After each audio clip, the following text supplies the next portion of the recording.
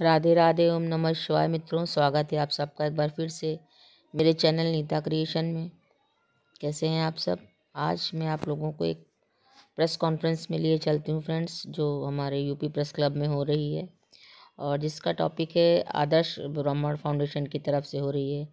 और अटल जी के जन्मदिन के उपलक्ष्य में जो श्री रामोग्र शुक्ला एडवोकेट जी ने प्रण लिया था कि वो यूपी में उद्योग इंडस्ट्री लगाएंगे, उसी के संबंध में है ये फ्रेंड्स। आगे आप सब उन्हीं की वाणी से सुनिए क्या क्या बातें हो रही हैं। कोरोना काल में मैंने जिस तरीके से लोगों को देखा पलायन करते हुए, उसी टाइम से मुझे अब तक मेहनत करके कि पलायन कैसे रोका जाए, और हमारे माननीय मुख्यमंत्री जी, प्रधानमंत्री महोदय जी और माननीय स्वर्गीय अटल बिहारी वाजपेयी जी, इनका भी ये सपना था कि पूर्वांचल में उद्योग लगे। उसके लिए मैंने जो पूर्वांचल के उद्योगपति हैं 28 जिले के, जो विभिन्न राज्यों में दूसरे देश में हैं, उनको संपर्क करके, उनको तैयार करके, और जो माहौल उत्तर प्रदेश का इसमें बना है उस माध्यम से वो लोग यहाँ पे लगाना चाहते हैं। और इसके लिए वो कहते हैं कि मैं सिर्फ मुख्यमंत्री जी से मिलना चाहता हूँ। आज मैंने मुख्यमंत्री जी को लेटर दिया है, जिसमें हमारे सरदार उपकार सिंह हैं, चेयरमैन चैम्बर ऑफ कॉमर्स के हैं, बहुत बड़ी इंडस्ट्री है, चैम्बर ऑफ कॉमर्स के हैं।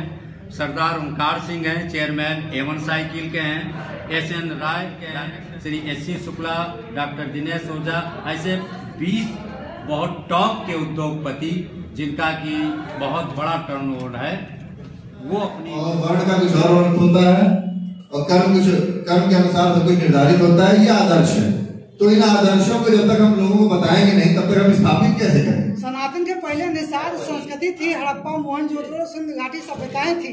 सनातन बाद में बना है, तब ये वर्ण व्यवस्था। देखिए, सनातन का तो अर्थ ही होता है कि यहाँ पर उस मजहबी राजनीति की बात नहीं हो रही है कि जो बहुत सारे लोग अपने को सनातन कहते हैं, लेकिन वो उनका जब आप इतिहास देखेंगे तो 500, 700, 1000 साल में सिमट जाएगा। सनातन बहुत प्राचीन परंपरा बेस है हमारा, सनातन धर्म बेस है। मानव धर्म है, जो मनुष्य मात्र का धर्म है। सत्य बोलो, धर्म का आचरण करो, न्याय करो, सदा सत्य बोलो, ये सनातन धर्म है।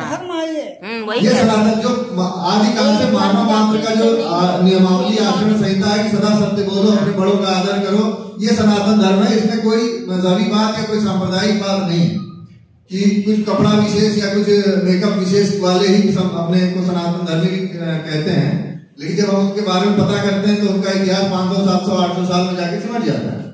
तो अपने को कोई कुछ भी कर सकता है। हम जो भी सनातन धर्म चला आ रहा है लाखों करोड़ों वर्षों से, वो सुख को बढ़ाने वाला हो, संसार में सभी लोग सुख पूर्वक रहे, ये धर्म एज ए ह्यूमन बीइंग देखना हमको, बस एज ए ह्यूमन बीइंग देखना जी।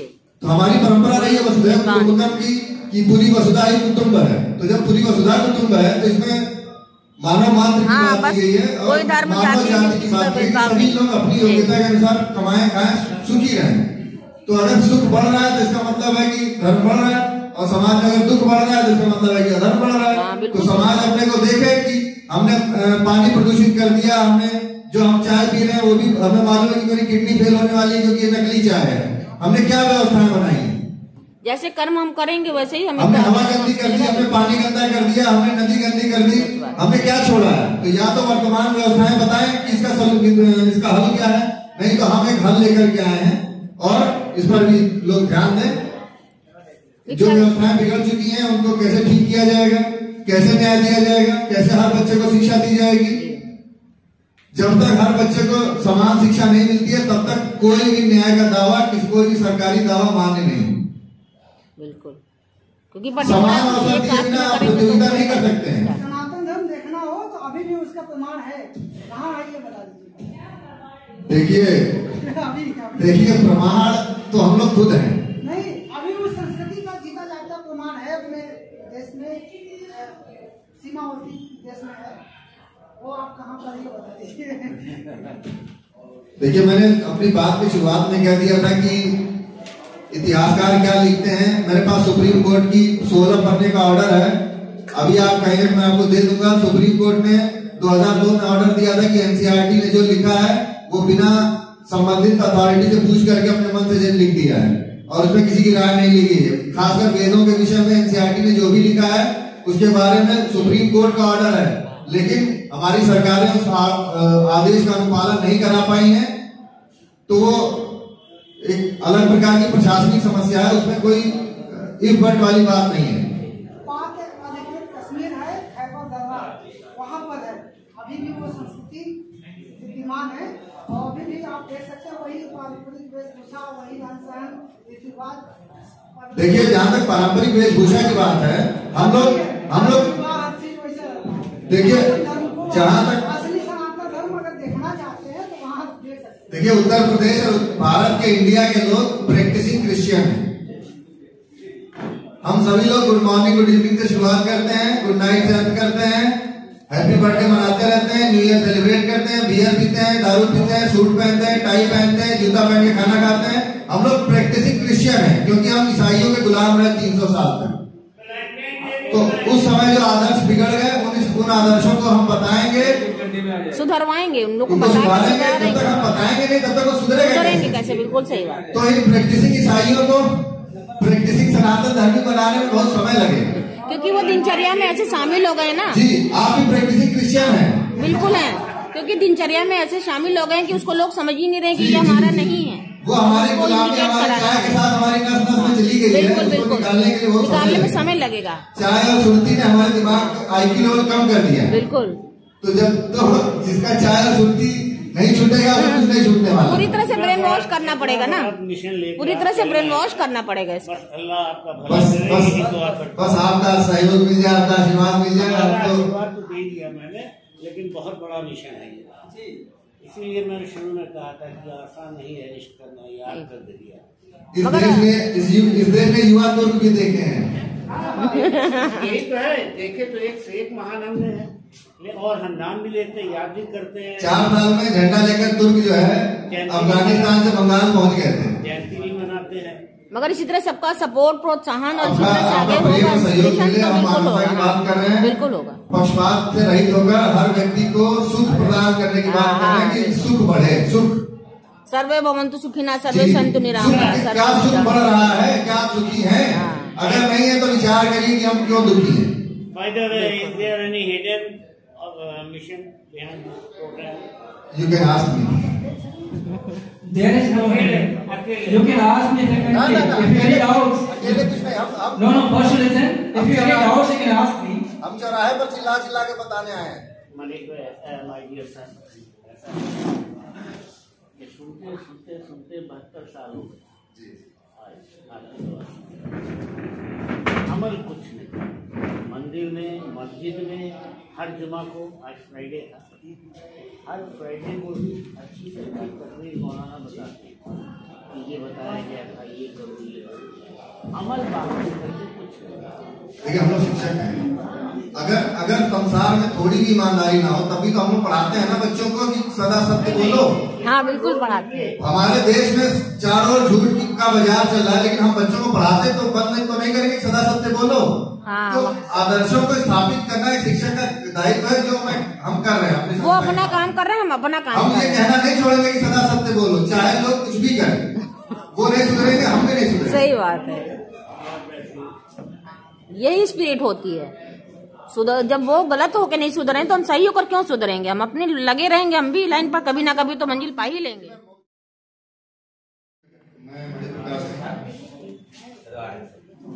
अटल उद्योग विकास परिषद का उद्देश्य ये है कि समाज में जो बेस्ट ब्रेन है वो इंडस्ट्रीज की ओर आए, और हमारे देश की जो उत्पादकता गिर रही, जो विविध वस्तुएं हम बनाते थे और बेचते थे, आज ये स्थिति है कि चीन का वर्चस्व है।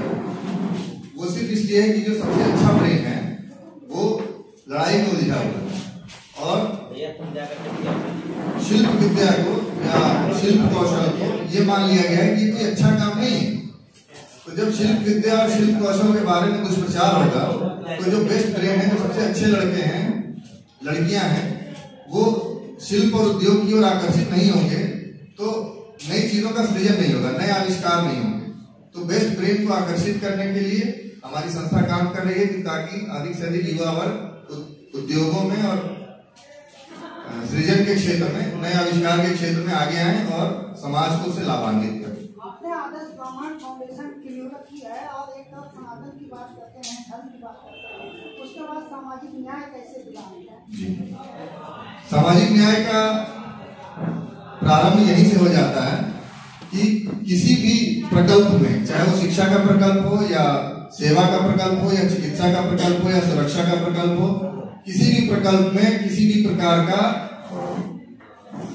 पूर्वाग्रह या जिसको कहते हैं रिजर्वेशन कर लेना, वो ठीक नहीं है। चाहे वो ब्राह्मण शब्द को लेकर समाज में व्याप्त परिभाषाएं हो या अन्य जो वर्ण है उनको लेकर के समाज में जो गलत परिभाषाएं गई हैं, उनमें किसी भी प्रकार का आरक्षण नहीं होना चाहिए। संविधान सभा में हमारे ऊपर ये जिम्मेदारी दी थी कि जो हजारों वर्षों से चला आ रहा निगेटिव डिस्क्रिमिनेशन था, जो निगेटिव आरक्षण था, उसके बदले में जो पॉजिटिव आरक्षण संविधान सभा ने गरीबों को दिया, वो तो सारी जिम्मेदारी अब समाज की तथाकथित उच्च जातियों और उच्च वर्णों की है कि वो अब सामाजिक न्याय को स्थापित करें, जैसा कि हमसे आशा और अपेक्षा की जाती है।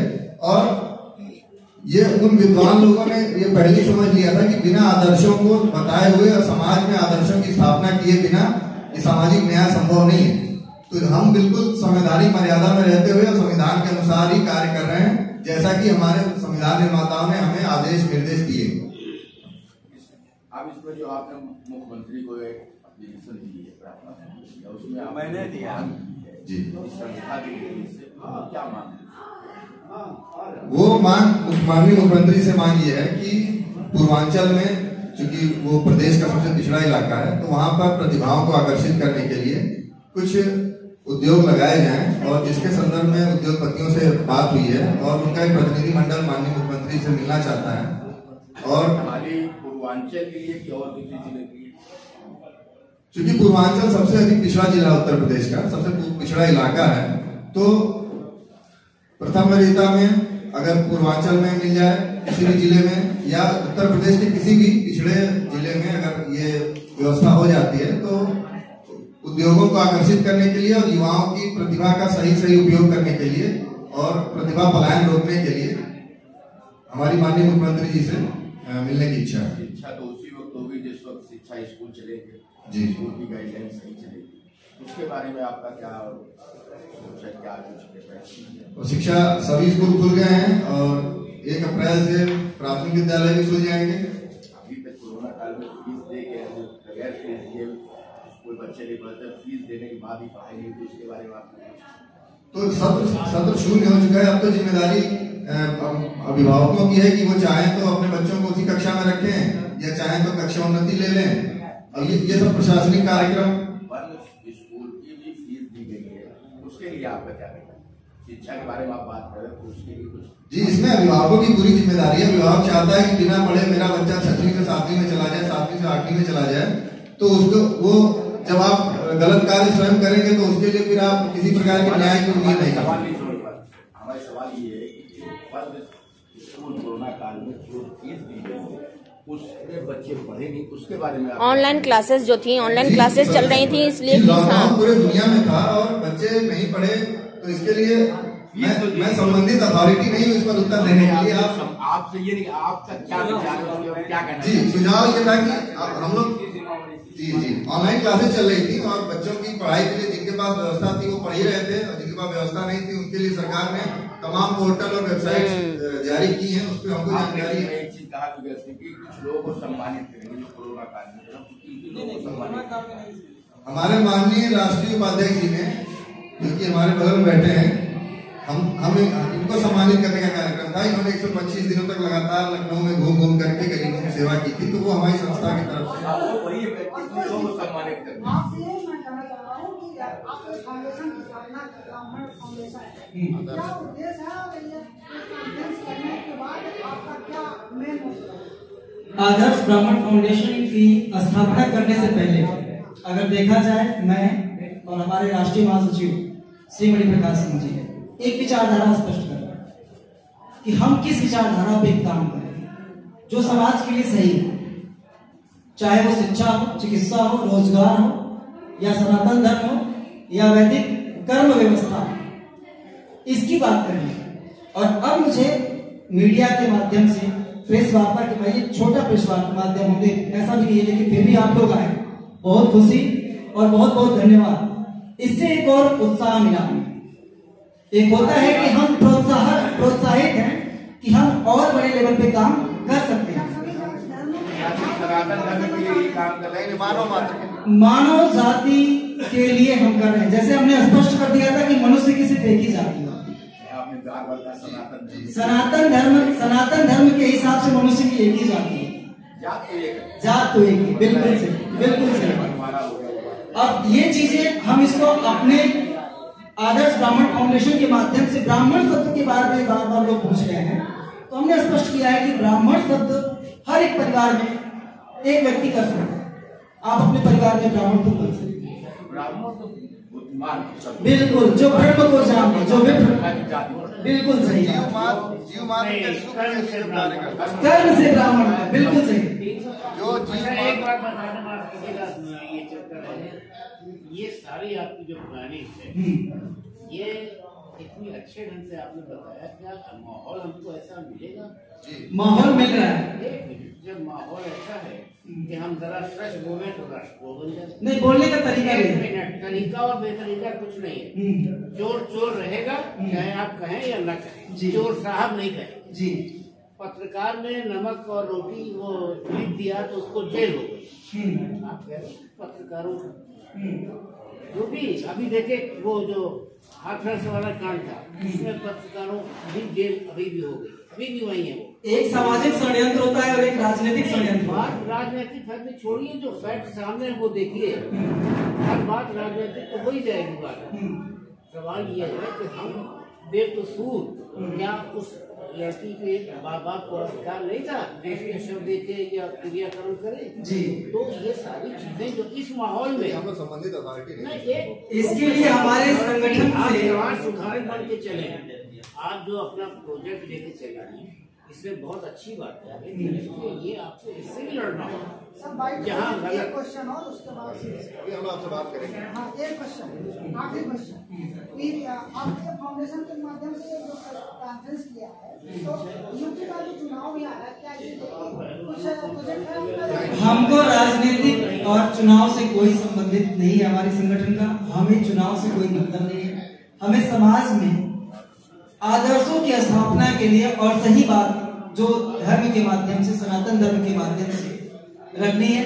इससे हमें किसी राजनीतिक पक्षपात की हमको न कोई मतलब है, न हम बात कर सकते हैं, न कोई चर्चा का विषय है।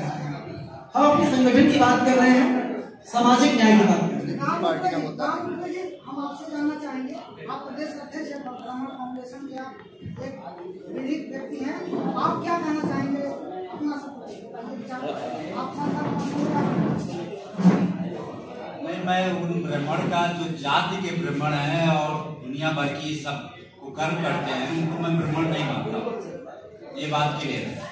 जिनका कर्म है, जो कर्म है, अब कर्म में अच्छा कर्म कर रहे हैं। जैसे मैंने 125 दिन में किसी से नहीं पूछा, मैंने किसी से नहीं पूछा तुम किस जात को, किसके हो।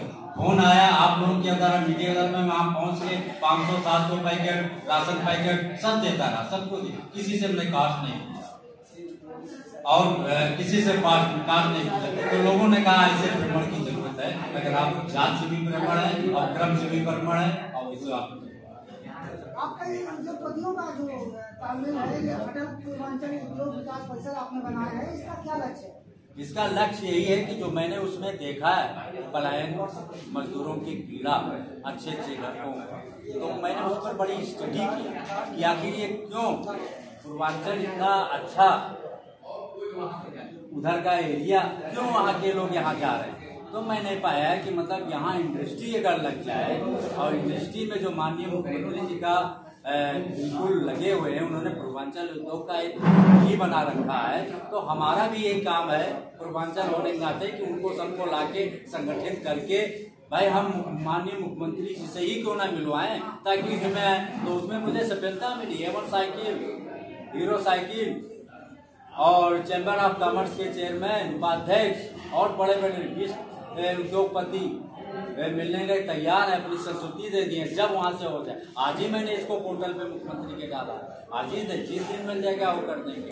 मेरा कोई राजनीति से मतलब नहीं है और न मैं किसी और में पढ़ना चाहता हूँ। मैं सिर्फ जमीनी स्तर पे पूर्वांचल में हर जिले में 2-2, 4-4 इंडस्ट्री लगाने के लिए जितना मुझसे हो पाएगा उतना मैं करूँगा, बिल्कुल ईमानदार विकास के लिए। इससे पहले माननीय स्वर्गीय अटल बिहारी वाजपेयी जी ने, जब तक हम लोग पूरा नहीं चाहेंगे पूर्वांचल के लोग या उत्तर प्रदेश के लोग, तब तक विकास नहीं होगा और पलायन नहीं रुक सकता है, मजबूर होता है।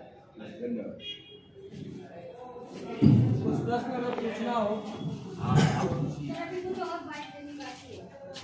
मीडिया बंधु और यहाँ पे उपस्थित जितने भी,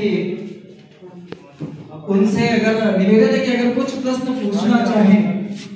संस्था से संबंधित विचारधारा स्पष्ट है, क्योंकि आपकी बातें समाज में जाती हैं। आप हमारे संस्था के लिए और समाज के लिए देखा फ्रेंड्स आप सबने।